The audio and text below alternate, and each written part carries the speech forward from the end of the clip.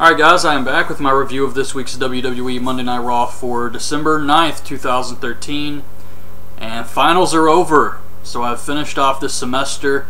I have a month off before the next semester, and I plan to use this time to catch up on some of these old videos. I never wanted to stop doing Ring of Honor or Total Divas or The Walking Dead. I just haven't had time to watch all of that stuff. I haven't even seen it. So I do plan to catch up on those videos very soon, plus CZW Cage of Death is this Saturday. I do plan to watch that on the internet pay-per-view and do a review of that. But on to Raw. This is the Slammy Awards, hosted by Jerry Lawler and Booker T. The show starts off with Daniel Bryan versus Fandango. They had a decent match. There was a botch where Daniel Bryan was supposed to kick Fandango in the head, or actually I don't know what was supposed to happen, but he goes to kick him in the head and Fandango kinda ducks, but then he sells the move, and the commentators didn't know what the hell to make of this. But it ended up being a decent match, I thought. Daniel Bryan hits the flying knee for the win, then the Wyatts come on the Titantron, and Bray Wyatt wants him to join him, and he wants an answer on whether Daniel Bryan's going to join him or they're just going to kick his ass, I guess. And Daniel Bryan starts a no chant. Then we get the first Slammy Award. Now, when I was a kid, I liked the Slammies. I actually enjoyed it. Owen Hart was the two-time Slammy Award winner and all of that. It was good. But this was ass. The first award is the LOL Moment of the Year, and it's presented by the New Age Outlaws. And the New Age Outlaws come out wearing the Dumb and Dumber tuxedos. The orange and the blue. And I would be fine with that, except Christopher Daniels and Kazarian just did that on TNA for the Ego Hall of Fame like a couple months ago. And you know the New Age Outlaws watch TNA. So they come out with the tuxedos. It wasn't funny. The gimmick's dead. I mean, there is no reason for anyone to wear these tuxedos ever again. It's not funny anymore. So the whole orange and blue tuxedo thing, the funny tuxedo gimmick, just let it die already. But they come out to present the award, and all of the nominees were pretty shitty except for the Rock concert where the Rock was singing to Vicky Guerrero and making fun of her. And that actually ended up winning. But that was the only award that was actually, or the only nominee that was actually a funny moment. The others were like Vicky Guerrero getting fired, Titus O'Neil throwing up all over the place, which just happened, and then Jinder Mahal and the Great Khali playing the flute to charm the Cobra. So it was really just a bunch of shitty moments, except for the Rock concert. I did like that. But I actually have the show paused right now, so of course the Rock's not here to accept the award, and Vicky Guerrero is about to come out, so I guess I'll see what they do now. So Vicky just came out and said the Slammy represents her beauty or some shit. Then we get Damien Sandow versus Santino with Biggie Langston on commentary. They kept it short, which was good. Sandow wins with a "You're welcome." Afterwards, Biggie gets in the ring, has a stare down with Sandow, and that was pretty much it. But why is it that the New Age Outlaws can't say the word ass, but it's okay to have the word ass in theme songs like Big E's theme song or Mark Henry's theme song? So the Shield comes out to present the Double Cross of the Year award. You got Mark Henry turning on John Cena, his fake retirement, which should have won. Paul Heyman turning on CM Punk, Shawn Michaels turning on Daniel Bryan, and Triple H turning on Daniel Bryan. And Shawn Michaels wins, so he comes out and basically makes a joke of the whole thing. I've been double-crossing people for years. So, yeah, I guess that whole Daniel Bryan, Shawn Michaels thing is pretty much dead. I mean, I'm not surprised, but it's kind of sad when you think about the potential they had there. Now Daniel Bryan's not even involved in this authority storyline anymore. But so Shawn Michaels wins. Then we get The Miz versus Kofi Kingston. Miz tries to walk out. He actually says, "Would you stay in there?" And Kofi throws him back in the ring, and Miz wins with a roll-up, and Kofi hits Trouble in Paradise on him afterwards. And I'm actually glad they did this, because if they're going to try to do a feud with these two, it needs to be at least on the pre-show of the pay-per-view. It should be on the pay-per-view, but they need to slowly build up this feud if they insist on doing this. Alright, so Eve Torres presents the Diva of the Year award. And you got the Bellas, the Funkadactyls, Natalya, Eva Marie, AJ Lee, and Caitlyn. And the Bellas win. They actually win this award. They come out and the place boos the shit out of them. Now, this is complete bullshit. I could possibly believe this if the people who watch Total Divas also watched Raw, but they've proven that the people who watch Total Divas don't necessarily watch Raw. If anything, it's the people who watch wrestling that watch Total Divas. And the people who watch wrestling like AJ Lee. That's why the Bellas were getting booed here. So I have no doubt that this was complete bullshit and that the Bellas didn't actually win this award. There's just no way. It's Cody, Goldust, Big Show, and Rey Mysterio versus the Real Americans and Rybacksel. And the match was okay. Definitely not up to the standard these guys have set in their tag team matches. Cody and Goldust and the Real Americans. But it was still an okay match. Definitely could have been better.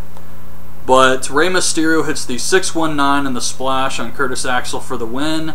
Of course, Curtis Axel is the furthest down on the totem pole out of these four guys, so it's obvious that he had to take the pin.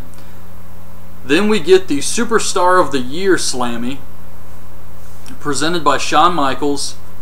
And you got the usual nominees: John Cena, Randy Orton, CM Punk, Daniel Bryan, The Big Show, and Brock Lesnar. And Daniel Bryan wins, so he comes out and you're expecting this confrontation with Shawn Michaels, and nothing really happens between these two. If anything, Daniel Bryan put him over. Then we get Alberto Del Rio versus Sin Cara. I thought this match was very boring. I heard that Del Rio suffered a concussion after that Sunset Flip Powerbomb spot towards the end there, but Sin Cara hits the Swanton Bomb and beats Del Rio again.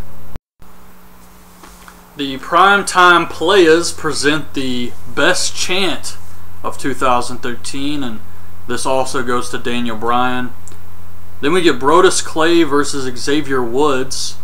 Xavier Woods drop kicks Brodus Clay. Brodus powerbombs him and hits the splash for the win. That was the entire match. Afterwards, Brodus keeps dropping elbows on Xavier Woods and splashes him again. Tensai's trying to pull him off. R-Truth runs in and tries to pull Brodus off and kicks him in his ass. And that was pretty much it.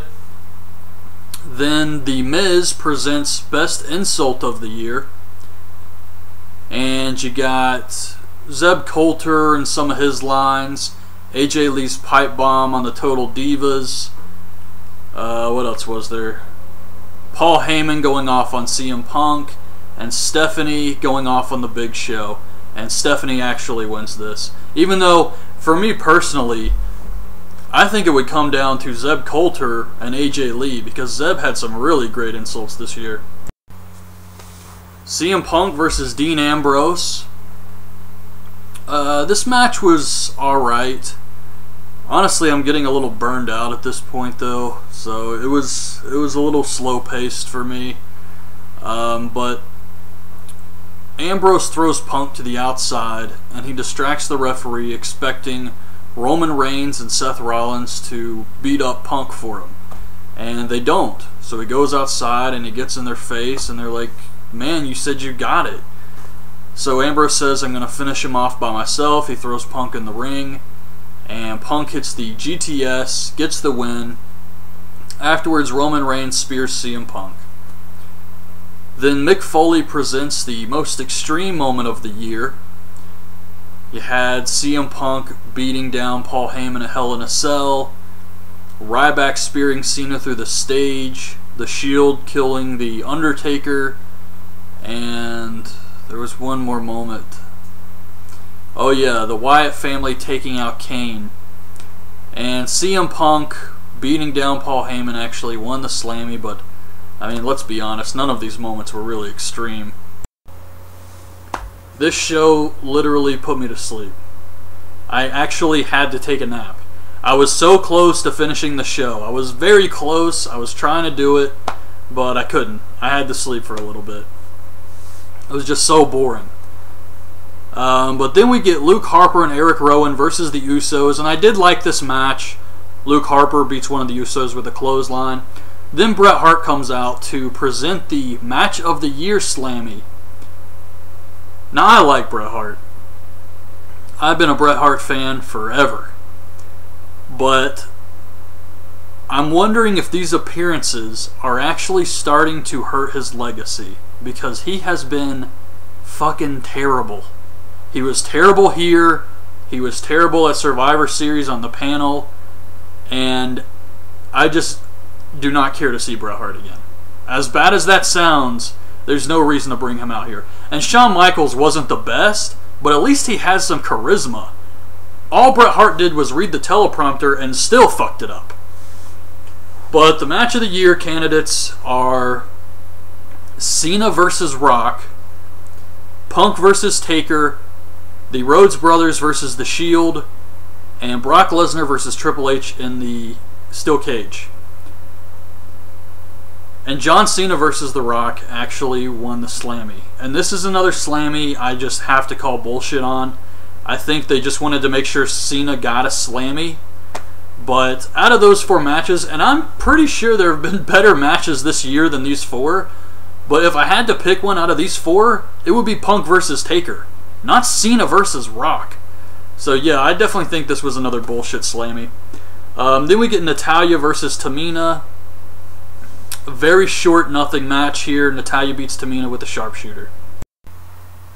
So they announced the pre-show match for the TLC pay-per-view is Dolph Ziggler versus Fandango. Then we get the big Ascension ceremony.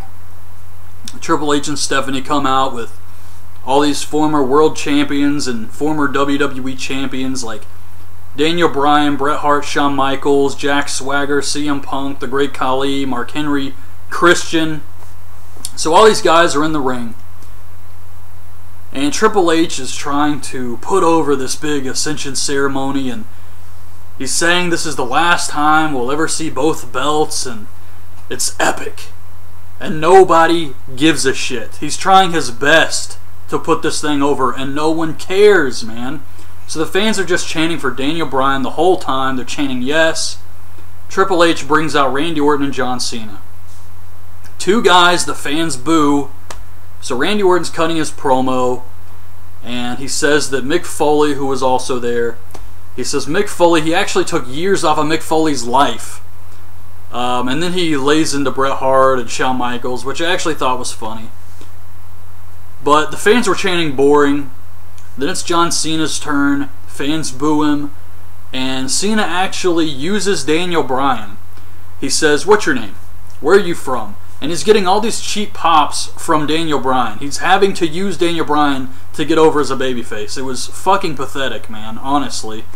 And eventually, John Cena goes off about how Randy Orton was given everything, and guys like Daniel Bryan had to work for everything they got, and people told John Cena not to give a guy like Dolph Ziggler a match or CM Punk a match, and he did. And I actually did like that part of the promo. But then Randy Orton takes a cheap shot. They brawl around a bit. The wrestlers are trying to split them up, and CM Punk gets pushed by Randy Orton, so Punk goes off on Orton. Triple H throws Punk like a bag of shit, and then Punk hits Triple H. Daniel Bryan hits the flying knee on Shawn Michaels, and Randy Orton goes to RKO Daniel Bryan, but he pushes him off. Randy Orton hits Stephanie. She falls down, and Triple H is pissed off, so he hits the pedigree on Randy Orton to end the show. He lays out the guy who's in the big title match, the historical moment that's going to change WWE history forever between John Cena and Randy Orton. Triple H has to show that he's still fucking stronger than this guy. This was unbelievable shit, man. I couldn't believe this. So Triple H hits the pedigree on Randy Orton to end the show. Like, what the fuck? Is Triple H a bad guy or a good guy? What the hell is going on here, man? This is all crap. This entire show was boring as hell. I fell asleep during the show. Just to finish the show, I had to get a Red Bull. This is terrible crap, man. I did not like this show at all. The Slammies were all shit, and the matches were very short, I guess because of the Slammies. So this was just a bad show this week. But anyways, that's my review. Hope you guys liked the video. Leave your thoughts on this week's show in the comments, and thanks for watching.